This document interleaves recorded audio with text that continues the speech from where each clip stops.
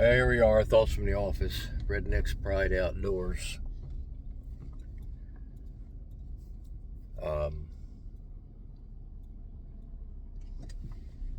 I always get my ideas from folks talking or asking questions. And I did a post not long ago of raccoons, 2 raccoons in a trap set on a deck. And I think somebody asked me if I did that intentional. And in that case, I did.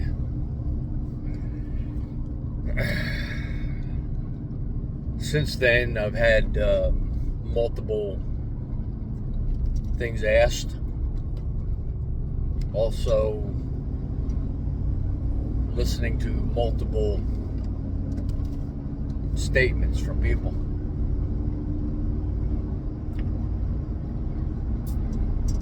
Saying it's luck, it's chance, And when I say to a person who was saying it's luck, it's chance, I will say, have you ever tried to catch 2 in a trap at one time? And they say no. They just bait the trap. And if 2 goes in, it went in.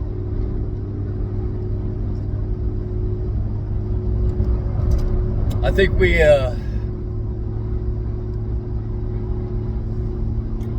outdoorsmen, we get good. We get good at what we do.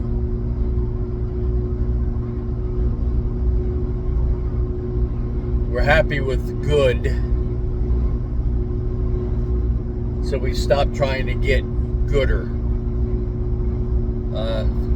I'm sorry, I'm not supposed to say that. It's not good English. Become better.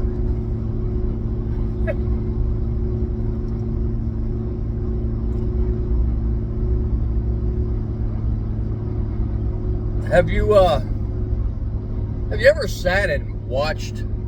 We'll use raccoons as an example, but it goes for deer or whatever. But have you ever sat and watched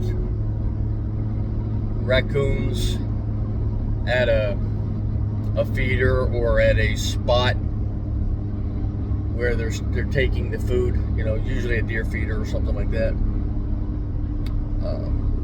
What I've noticed is, you got a lot of the coon hunters use a single hole tube in a 5-gallon bucket for the bait. And what I've noticed is the raccoons all try to get into that hole at the same time. We're talking about litter mates. I'm talking about family units, not dirty raccoons that's not used to being with each other. But a family unit. And they all push and shove each other around. If you notice, a lot of my videos that I post up on a caulk tube where I'm doing the testing, you'll see 2 of them trying to get in the caulk tube at the same time, and then one of them wins out and the other one kind of like goes off a little bit. So I was sitting there watching 2 videos, raccoons working a single source, and it was 2 or 3 of them on that spot, and then one of them all of a sudden just, I guess, got tired of the pushing and shoving, and there was a little bit of bait a little bit away from it all by itself, and I noticed that the one raccoon come off of that struggling with the rest of the raccoons and then went to that bait all by itself.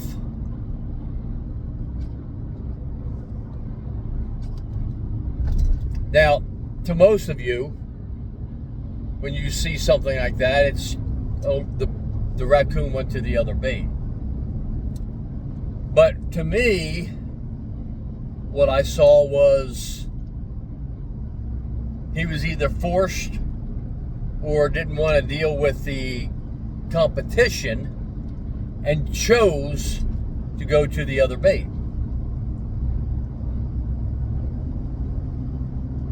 Now again, I can't speak good English, but I can think a little bit.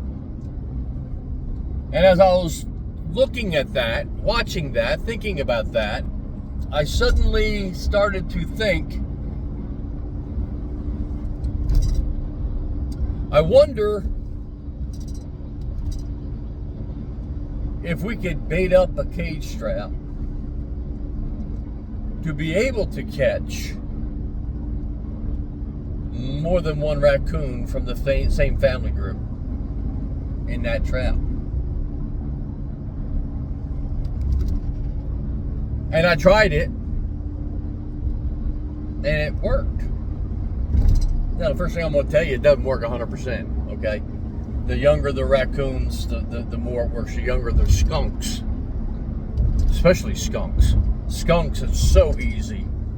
I shouldn't say that. It's not so easy.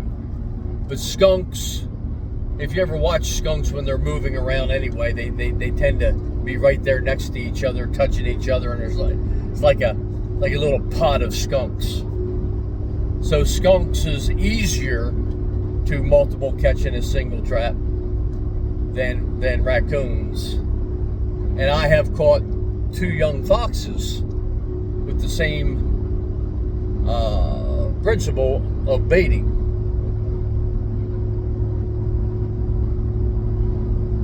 And even though it will not happen every time I do it, it happens enough to where if I see the situation come up that it could work, I do it. And it's just a simple change in baiting strategy. Just a simple change. And I'm not going to tell you how. I'm not going to. But I've already told you enough to figure it out.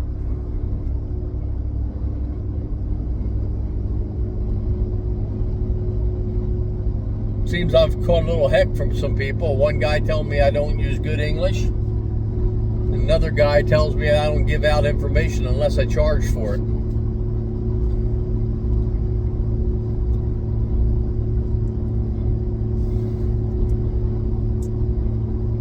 All right. I'll leave it there. Thoughts from the office. Redneck's Pride Outdoors. I'll catch you later.